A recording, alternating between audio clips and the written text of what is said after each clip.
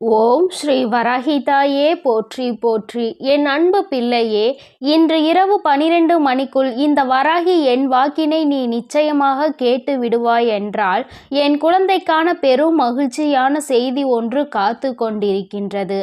என் தங்கமே, இந்த செய்தியை கேட்ட பிறகு நிச்சயமாய் நீ வாழ்க்கையில் எல்லாவற்றையும் அடைந்து விட்டது போன்ற ஒரு உணர்வினை நிச்சயமாக பெற்றுவிடுவாய். நான் வேண்டுவது அதைதானே என்று இப்பொழுது நீ நினைக்கின்றாய் அல்லவா? நீ எப்பொழுது எனக்கு கொடுப்பாய் அந்த சந்தோஷத்தை என்றுதானே நானும் எதிர்நோக்கி நின்று கொண்டிருக்கிறேன் என்று என் பிள்ளை நீ பேசுகின்றாய். என் பிள்ளையே, நிச்சயமாக இந்த வராகியானவள் அந்த பெரும் மகிழ்ச்சியை இன்று உனக்கு நிச்சயமாக தரப்போகின்றேன். என் தங்கமே, வாழ்க்கையில் எப்பொழுதும் மற்றவர்களிடம் பேசும் பொழுது ஒரு விஷயத்தை நினைவில் வைத்துக்கொள். இந்த நாக்கு பிடித்தால் ஒன்று பேசும், ஒருவரை பிடிக்கவில்லை என்றால் அது இன்னொன்று பேசும். அதனால் அடுத்தவர்களை நாம் எதுவும் செய்ய முடியாது. அதனால் உன்னுடைய வேலை என்னவோ அதை மட்டும் நீ பார்த்து கொண்டு சென்று கொண்டே இருப்பாயானால் நிச்சயமாக உனக்கென்று இருக்கின்ற சந்தோஷம் உனக்கு கிடைக்காமல் போய்விடாது. என் தங்கமே, நேற்று உன் வாழ்க்கையில் கிடைத்த தோல்வியை எல்லாம் மறந்து நாளை வெற்றி கிடைக்கும் என்ற நம்பிக்கையோடு அதனை நோக்கி நீ இன்றைய பொழுதில் என்னவெல்லாம் செய்கின்றாயோ அதுதான் உனக்கான வாழ்க்கை என்பதை நீ புரிந்துகொள். என் தங்கமே, எப்படி இரும்பை பழுக்க காய்ச்சினால்தான் அதை வளைக்க முடியுமோ அதுபோலதான் இந்த மனிதன் பாடுபடுகின்றவன் தான் வாழ்க்கையில் நிச்சயமாக பக்குவப்படுகின்றான். அந்த பக்குவத்தை தான் இப்பொழுது நீ அனுபவித்து கொண்டிருக்கின்றாய் என்பதை மறந்து விடாதே. என் தங்கமே, பொதுவாகவே சிலரது வாழ்க்கை நன்றாக அமைவது அவர்களினுடைய முதல் பாகம் அவர்களின் பெற்றோரை பொறுத்து, இரண்டாவது பாகம் அவர்களுக்கு அமைகின்ற துணை எப்படி இருந்தாலும் இங்கு யாருமே தனக்கென்று வாழ்வது கிடையாது. யாரோ ஒருவரை சார்ந்துதான் வாழ்ந்து கொண்டிருக்கின்றார்கள் என்பதை மறந்துவிடக் கூடாது. என் தங்கமே, சார்ந்து இருப்பது என்பது உன்னோடு இருப்பவர்கள் உனக்கு இரத்தத்தை கொடுத்தவர்கள். அதாவது இந்த உறவானவர்கள் உன்னுடைய இரத்த உறவானவர்கள். உன்னுடைய உடம்பில் ஓடுகின்ற இரத்தம்தான் அவர்களுக்கும் ஓடுகின்றது. உன்னுடைய குழந்தைகளாக இருக்கலாம் அல்லது உன்னுடன் பிறந்தவர்களாக இருக்கலாம். இவர்களை சார்ந்து இருந்து கொண்டிருக்கின்றாய். என் தங்கமே, வாழ்க்கையில் யாராக இருந்தாலும் அவர்களுக்கு உறுதுணையாக மட்டுமே நிற்க வேண்டுமே தவிர ஒருபோதும் அவர்களை தாண்டி வாழ நினைக்க கூடாது. ஒருபோதும் அவர்கள் இல்லாமல் வாழ முடியாது என்ற நிலைக்கு நீ வரக்கூடாது. எந்த சூழ்நிலை வந்தாலும் உன்னால் தனித்து நிற்க முடியும் என்பதை முதலில் நீ புரிந்து கொள்ள வேண்டும்.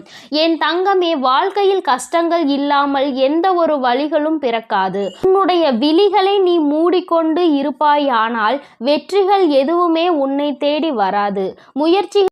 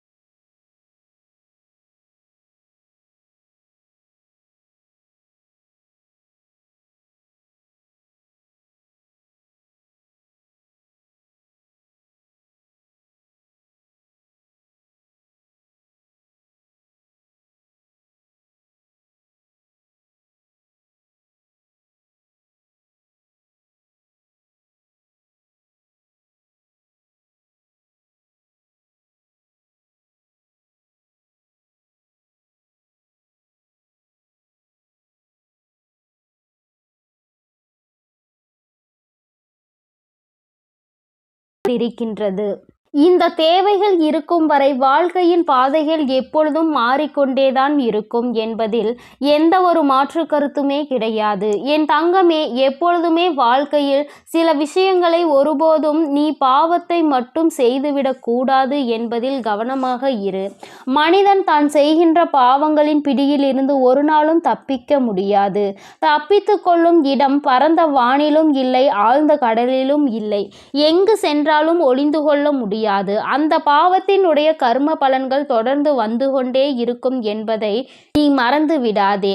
நம்பிக்கை என்கின்ற ஒளி உனக்கு முன்னால் இருக்கும் பொழுது பயம் என்கின்ற நிழல் நிச்சயமாக உன்னை விட்டு சென்றுவிடும். என் தங்கமே, வாழ்க்கையில் நீ செய்ய நினைக்கின்ற சில விஷயங்கள், அதில் நீ அடைகின்ற சில பிரச்சனைகள் எல்லாவற்றையும் ஒரு நாளும் உன்னால் மறக்க முடியாது.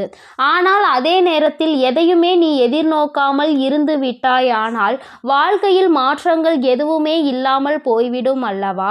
என் தங்கமே, மாபெரும் மனிதர்கள் எல்லாம் ஒழுக்கமானவர்களாகவும் கடின உழைப்பாளியாகவும் இருக்கின்றார்கள்.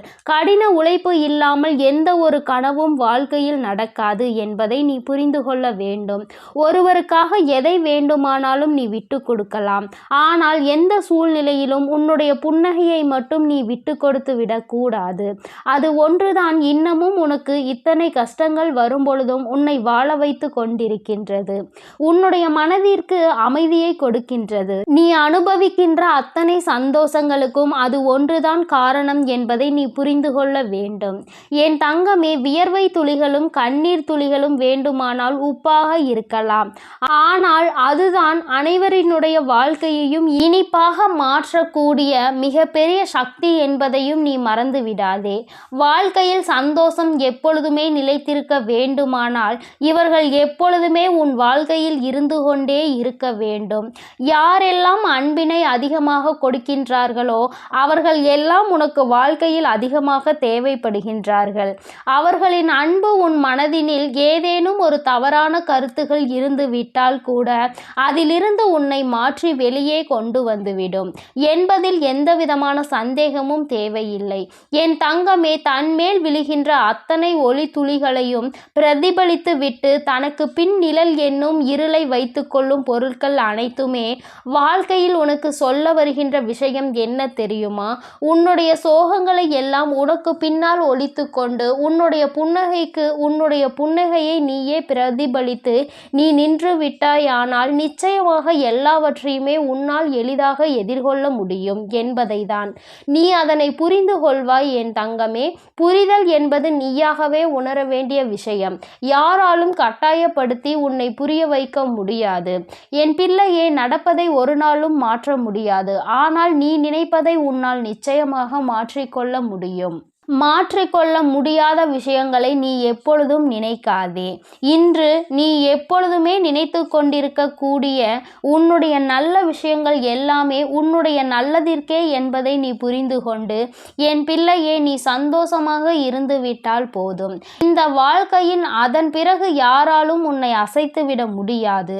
உனக்கான பெருமகிழ்ச்சி இனி உன்னிடத்தில் கொண்டு வந்து சேர்க்க வேண்டியது என்னுடைய பொறுப்பு.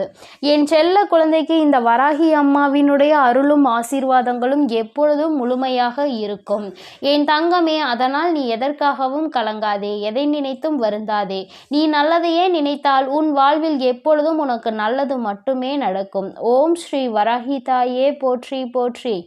ஓம் ஸ்ரீ வராகி தாயே போற்றி போற்றி. பஞ்சமியின் நாயகியே போற்றி போற்றி. சிம்ம வாகினியே போற்றி போற்றி.